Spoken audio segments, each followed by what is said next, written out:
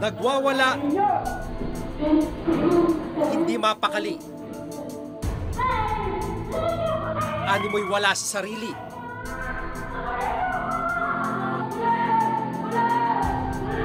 Ganitong aktwal na karanasan ng mga taong natuklasang nakakuha ng rabies mula sa aso, pusa o di kaya naman ay sa ibang hayop. Sa tala ng Bureau of Animal Industry, 200 hanggang 250 mga Pilipinong namamatay dahil sa rabies kada taon. 70% ng mga nakakuha ng rabies ay dahil sa kagat o kaya naman ay pagkain ng aso na nagtataglay ng virus. Ngayong Rabies Awareness Month, tutukan kung bakit hanggang sa ngayon ay may mga namamatay pa rin dahil sa rabies. Ano ang mga ginagawa ng pamahalaan para labanan ang bangis nito?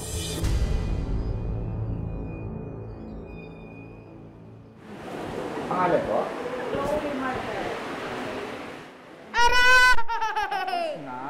Nitong Lunes, nabutan naming tinuturukan ng anti-rabies vaccine ang 7 taong gulang na si Chloe Santos dito sa San Lazaro Hospital. Pagkatapos baka matanggalan na.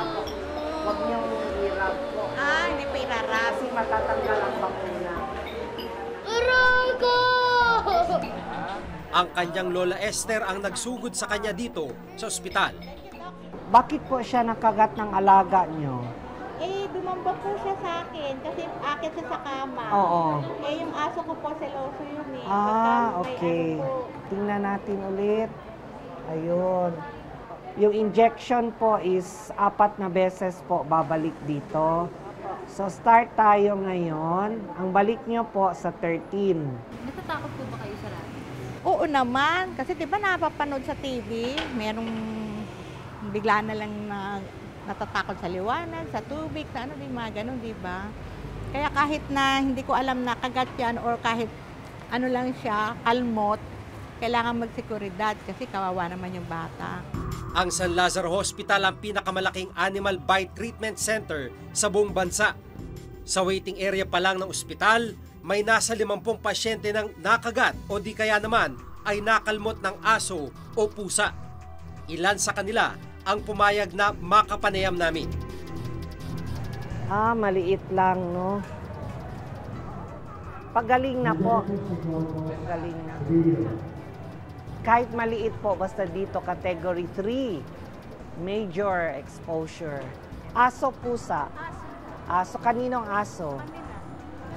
Karamihan ng mga possible na may rabies is pagbasta na lang nangangagat. So ito sa kanya, hinawakan naman niya, provoke, so less chance na magka-rabies. Kapag nakagat ng aso o pusa, hindi raw dapat ipagwalang bahala at pabayaan ito. 2 klaseng rabies po kasi yan. May furious, yung takot sa tubig, takot sa hangin. May paralytic, yung pananamlay lang. Yung parang paralysis, weakness, akala natin na stroke. Pero rabies po pala. Yung dating mabait na pasyente nagwawala, nagiging aggressive. So changes in behavior po.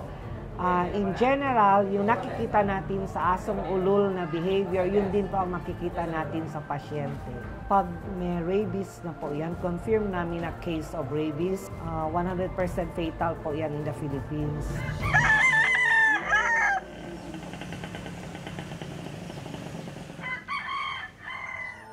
Isa sa mga biktima ng bagsik ng rabies ang 27 taong gulang na si Christian Mata.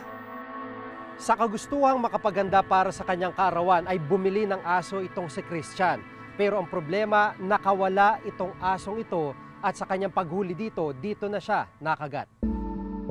Kala po nila naahul po yung aso, hinabol po nila. Siya nakagat po dito. Kaya yun, hindi niya inano po yun. December 24 po nangyari yun eh. Halos birthday pa niya yun. Pero sa halip na pumunta sa ospital, ay ipinagwalang bahala niya ang mga sugat mula sa kagat ng aso. Ang masaklap, ang asong nakakagat sa kanya, kinain nila at nang mahigit 50 residente ng kanilang barangay. Kung may-ari ng aso po, kinuha nila. Sila po kumain doon. Mas lumala ang nararamdamang sakit ni Christian nitong Pebrero o mahigit 1 buwan mula nang siya'y makagat ng aso. Nung pinunta po doon sa Region 1 po, ininjikan na daw siya. Tapos sabi daw, narinig niya, Mamamatay na to, sabing ganun. Kaya yun, tumakas po siya. Bakit nasabi na mamamatay na siya? Ano ba yung naging asal niya doon na pinapakita niya? Takot na po siya sa liwanag, tsaka yung tubig. Dahil binuhusan daw po yata siya sa panang tubig.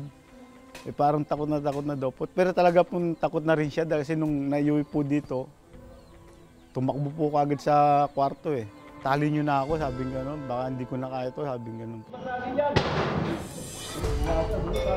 Ang advice po namin is we have to be extra careful, lalo na pag sinabing rabies pala yun. Kasi malakas po sila. Aggressive po sila, may behavioral changes, so pwede pong makawala yan. Public hazard po yan. Pag natalsikan tayo ng laway sa mata, that's major exposure. Delikado po. Sa kasamang palad, binawian ng buhay si Christian nito lamang February 8. Nangihinayang ho ba yung pamilya na dahil lang sa pagkain ng aso, paghahanda ng aso, buhay po yung naging kapalit? Opo, nangihinayang po kami na wala po siya. Dahil wala po, siya lang ang tumutulong dito sa amin. Dahil sa nangyari sa kanya, kagad pinaturukan ng lokal na pamahalaan ng Malasiki ng anti-rabies vaccine ang mahigit 50 residente ng barangay na kumain ng asong may rabies. Lahat-lahat po, ilan po yung napabakunahan? 52 na tao eh. So, yung unang shot na sinasabi nila na provide ng barangay. It is never too late to immunize or bigyan ng bakuna pagduda tayo na baka magka-rabies. Ayon sa World Health Organization, kabilang ang Pilipinas sa 10 bansa sa mundo na may pinakamaraming kaso ng rabies. Lalo na't nasa 250 katao ang namamatay dahil dito kada taon. Ang nakakabahala, 80 sa bilang na ito, mga batang edad 15 pababa. Para matugunan ang pagdami ng kaso ng rabies sa bansa, naglaan ng mahigit 100 milyong piso ang Department of Agriculture at Department of Health para sa National Rabies Prevention and Control Program ng pamahalaan.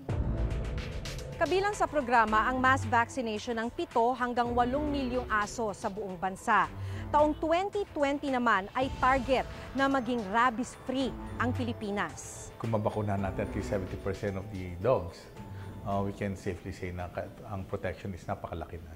Pero ayon sa eksperto, bukod sa kagat ay delikado rin sa kalusugan maging ang pagkain ng karne ng aso. Isang paraan pa po, hindi rin kagat yung kumakain. So yung gumagawa, pulutan po ang aso. So usually po kasi ang gusto nila, kilawin style. So suka lang po plus spices, buhay pa po ang virus sa loob. Kasi outer surface lang po ang nanu-neutralize. So pwede pong magka-rabies kahit hindi nakagat or kahit walang sugat. Sa kabila ng peligrong dala ng pagkain ng karne ng aso, nagpapatuloy naman ang bentahan ng karning ito. Yung mga tricycles na umiikot sa baryo-baryo, kinakatay nila yung mga aso sa bahay-bahay nila. Pag nakaipon sila ng lahat-lahat ng mga 10 tricycles, karga nila is 5 o 10, hindi siyempre ano na yon, 100 na yon.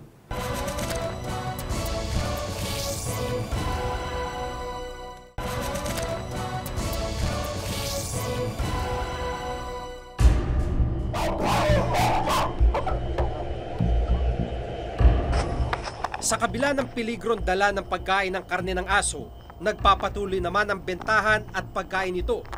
3 araw minanmana ng aming asset ang isang lugar na ito sa Kamaynilaan kung saan madalas daw nagaganap ang pagkatay at bentahan ng aso. At sa videong ito nakuha ng aming asset.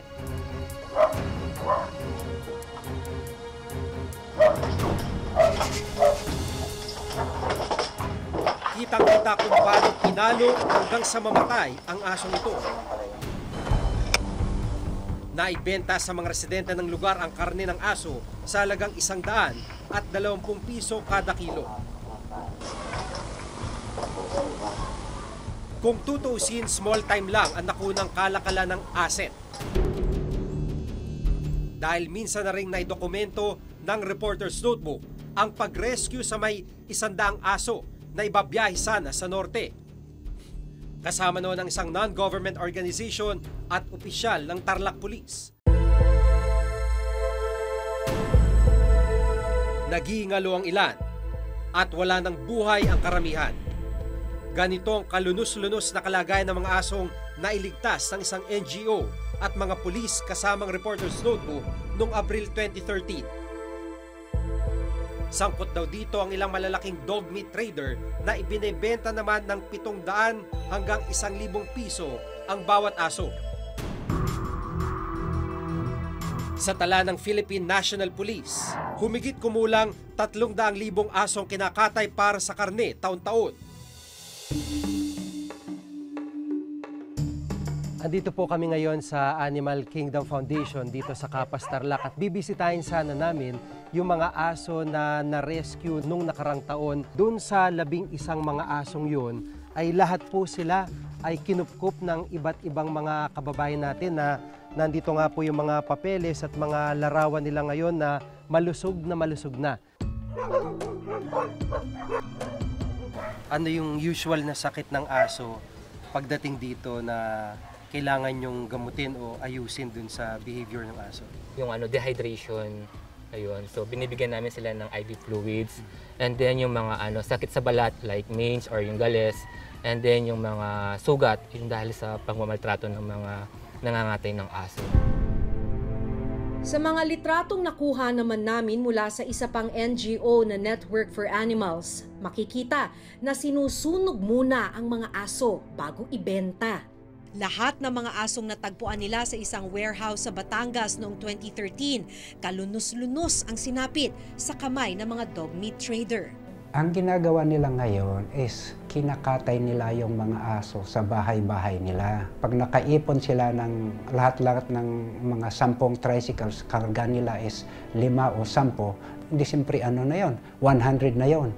Yung iba, ilagay nila sa freezer. Dadalhin daw sana ang mga asong ito sa mga probinsya sa Hilagang Luzon, gaya ng Baguio.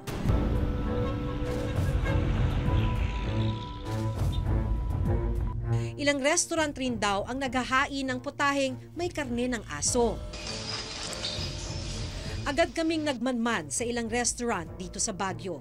2 kainan na pinuntahan namin ang nakumpirma naming naghahain ng mga putaheng laman ay karne ng aso, ang Kumiles Eatery at Sagada Lunch. Matapos may dokumento ang pagbebenta ng karne ng aso, pinuntahan ng Baguio City Veterinarian's Office ang 2 kainan. It's okay. It's well cooked. Just they told us the reason was it's really took with there is no rabies. Ay nangiti review, awan tinaka-ref. Hindi po ba bawal din?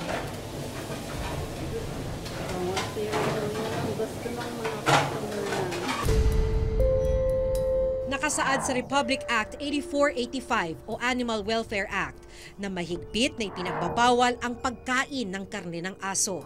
Nakasaad din rito na hindi maaaring pahirapan at maltratuhin ang mga aso. Ipinagbabawal din ng Republic Act 9482 o ang Anti-Rabies Act ang pangangalakal ng mga aso para sa kanilang karne.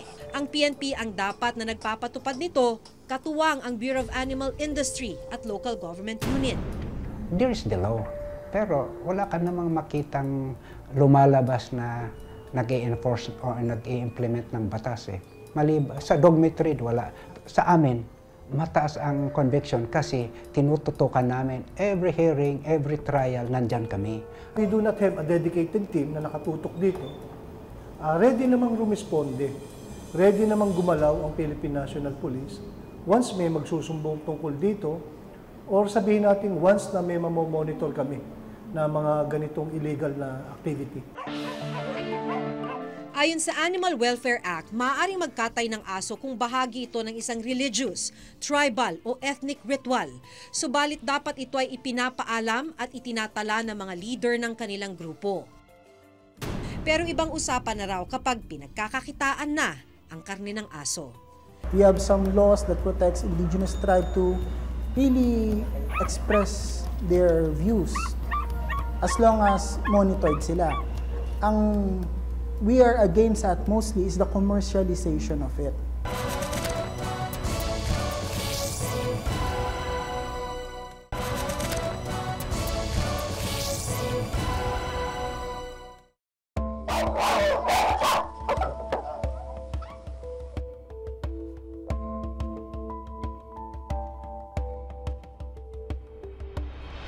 patuloy pa ring inoobserbahan ng mga residente ng Barangay Bulawit sa Malasiki, Pangasinan na nakakain ng asong may rabies.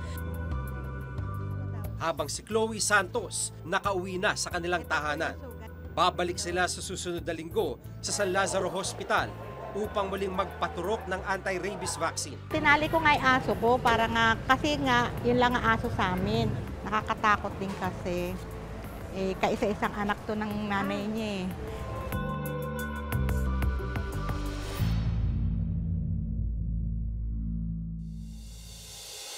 Nakamamatay ang rabies. Ito ang paulit-ulit na paalala ng mga eksperto.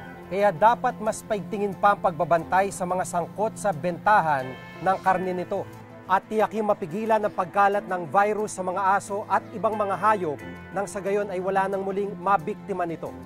Ako si Giga Manikan. Ako si Maki Pulido at ito ang nakatala sa aming Reporter's Notebook.